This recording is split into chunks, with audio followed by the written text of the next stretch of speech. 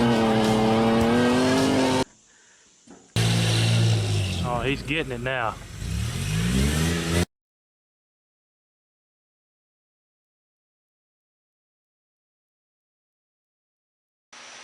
Hey everyone, welcome back to Heavy Metal Customs. Well, it's time that we get to work on the 1968 Mustang project again. Well, for those of y'all been keeping up with the videos, you know last week was not a good week for me, that's for sure.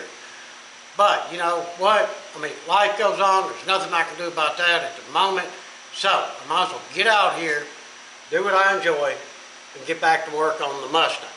Now, what I've done so far today is I got the motor mount stands welded, got them ground down where they look pretty good, and got some paint on them. I put some black, some of that primer slash paint on there, because it's all getting undercoated anyway. But let me show you that right quick before we move on to the next thing. Alright, as you can see, we got both of them in there, and I welded the dog out of them.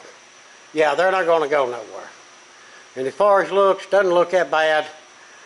I mean, once the motor and everything's in there, you're really never going to see them anyway, but I still want to try to do a good job on them. But they're working great, they fit great, and important part, they're welded great, so they're not going nowhere. Now, let's move on to our next project, which is we need to get the clutch and brake pedal assembly installed in this thing. Now, this is one out of a 98 GT. I like this setup because it adapts well to pretty much any car, and it's cable operated clutch, so it's got a lot good going for it. I have the original brake pedal here, and I have the steering column. So first thing I'm going to do is throw the steering column in there and get it set where it needs to be, because we don't want the other one hitting. And then I'm going to stick the original brake pedal up there and get me a measurement from the floor up to see the height of it and to see where it is as far as coming down, so I can make sure to put this one at the same spot. So let me grab some of this stuff here and put it up and drop this down and see what we can get done. Got the steering column bolted up where it should be, and I actually tried this assembly already. It's sitting there halfway decent enough that you can work with it and make a mounting plate, etc., etc. But it's set too far this way, so it needs to go back against the firewall some. So what we got is these little stud things right here. So we're going to get rid of them, and that should let us go against the firewall as far as we need to. So here's what I've got. I've got this bolted up in there with just one bolt. But I mean, it doesn't look bad, does it? Looks like it's correct from, you know, left to right. You got your gas pedal there. So that's about the correct distance, right? No.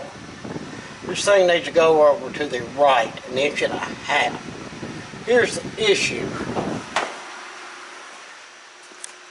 When I put my power booster out here and my master cylinder, it'll center up right here. It can't come over this far to where this opening is for the brake rod to come through for the power booster. So I have to move this over to more or less this factory hole here to have room. So I reckon here's where more of the custom part comes in. When I come back from lunch, I'm going to take that back out. I've already marked the brake pedal. We're going to have to cut it here and cut it up here, and then make like a piece of good strong steel that's actually going to come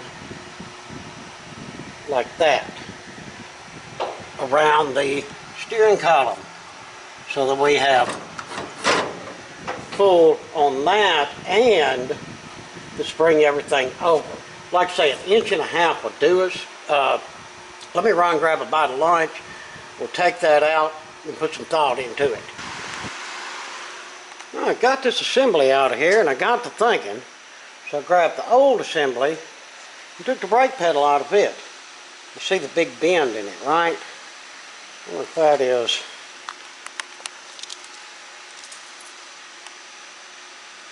It looked like maybe 1.25 inches. But that's on the, yeah, it's bending toward the inside. That's the wrong way that we need to bend. Oh, dang it. Well, it was almost a good idea, but we might be able to use this piece right here. Let's check into this further. Well, y'all know I get it figured out. And there we have it. It's figured out. I just took the pedal piece from the factory one because it was so bent over. Done some measuring, done some checking, tacked it, checked it, welded it. Then come up here, took my pedal, which I'd already taken a measurement of 2.25 was the factory distance already. So I make sure I put it back at 2.25. And yes, now we have a fitting brake pedal that'll work just fine. Yeah, I welded it good. It's not going to break off. And will not hit the steering column. And I went in and just throwed a little of that primer / paint on there since it was so much bare metal. But yeah, this will definitely work. Let's go ahead and get her bolted up and see if it'll definitely work. And there we go. It does fit like I wanted it to. Once the cable is hooked up and once the master cylinder is hooked up, then pedals will go down a little more. But yeah, it fits in there. It's not hitting the steering column or any issues there. Now, this is something for me to caution y'all about. When you're doing big modifications on cars, when you modify one thing, odds are you're going to have to modify 23 others. And there's no difference with this. You see, this assembly has that big assembly there for the clutch, a big plastic piece that you're looking at. Well, it is in the way of the windshield wiper motor. Not exactly the motor, the casing that goes in there. The big case that goes in there and the motor attaches to it. So, I might have to modify that case. As you see, I've already started to do that. So, what we're going to do next, I'm going to throw in the arms and bolt the motor up to that case. That way I can see how far our arm comes down and how close it's going to be to our clutch cable holder. And we'll modify all that and get it to fit. Well, I'm not sure if I have the windshield wiper motor where it's going to work correctly or not. It might work right there in that position, but the problem is, once I pop some power to it, the motor's dead. So I have to get a windshield wiper motor just so I can get that set up. So, let's go on to the other thing. Y'all see that brace right there? That's off the old pedal assembly. It bolts in to the dash, which bolts through here. And this plate here bolts to the steering column as well. These 3 holes here, as you can see, bolt there. It's a brace that I think that we really need. So I'm going to modify it where it fits our existing brake pedal assembly. So what I got to do now that I know I've basically got it cut somewhere where it needs to be, I'm going to go ahead and take the assembly out. I got to get them holes drilled. And yes, I know when the brake booster goes on, it's got studs that come through and holds everything. But I don't have a booster at the moment, so I'm just going to use bolts and nuts because it's important to get that brake clutch assembly exactly where it needs to be and tight. Then I can modify and get that brace where it needs to be and everything lines up perfect and bolts up correctly. And just like that, all of that happened. Clutch and brake pedal in, brace in. Y'all can see I got my piece welded in there. That's done. All the bolts are in. Casey got the rest. He got the gas pedal assembly in. The clutch cable is hooked up. And we went ahead and drilled the hole in the firewall and got that mounted. Yeah, good job on that. Like I say, there's the fuel thingy. The fuel throttle puller. I like it. Yeah, fuel throttle puller, that's what that is. Coffee go bar too. And the clutch cable, that's the rev master, yeah. Alright, so we're all good on that stuff. Well, that happened good. Like I say, we got to get a windshield wiper motor to check that. But nevertheless, all of that fit and turned out fine. Well, since we got all of them pedals and stuff going our way, we decided we'd move to the back seat. Yeah, that is the original back seat on the 68 Coupe. This case it makes a lot of noise. We decided to make it fit. Now the holes to hold the bottom of the seat were different. Easy enough, we drilled some holes. I'm gonna make some special bracing for that seat as well. He's got little kids. And same way with the bottom. We don't like that it just, you know how they're just like snap in a little holder? No. Using a wreck, that thing could come out. Like I say, them kids are gonna be in there. So what Casey done is went through the seat brace itself and actually running 2 bolts down to the floorboard. So we are bolting that back seat in. That will take care of that. Now the brace for the back of the back seat, I am designing myself. We'll start out with this T here that I made. I'm letting it cool down because I just got through welding it. Ooh, pretty well. And I'm gonna let Casey do what he's doing. But when he lets it down, I'm gonna set this into place and I'll show y'all where I'm going with this. All right, so this is quote, the finished product of the seat brace. I got some of that weldable primer sprayed on it, well, all I had left. But let me get this in place and show y'all how this is going to work. And here's how that piece works. You see it'll be welded there, there, and here.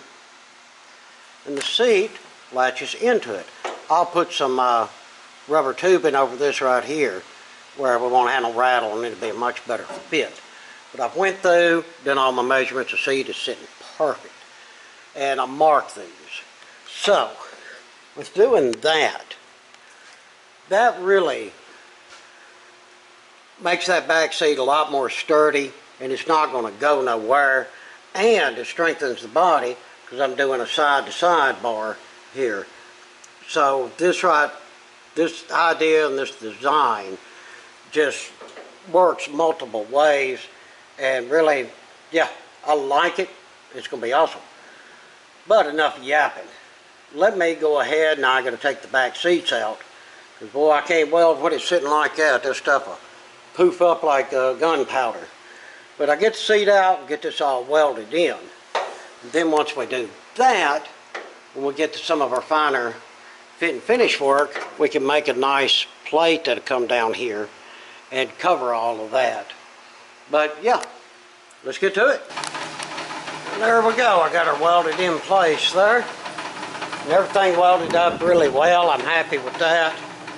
Yeah, that'll be a great back seat support and help strengthen this car up. Now what I want to do is give me a piece of sheet metal across there. And I've got it all drawn out here. The width there is 44.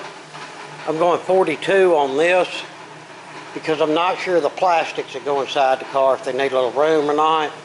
But this accomplished what I want to do, which is basically cover up that brace, get some welds on it, and in turn will even make it that much stronger.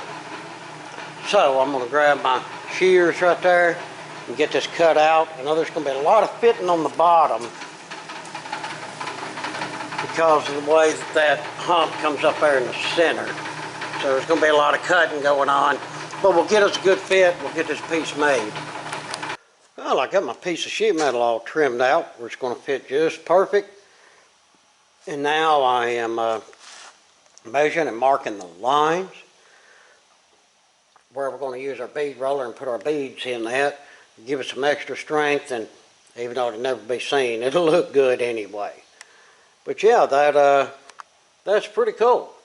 Well, everybody, as usual, we're out of time for this week, so I'm going to have to wrap it up.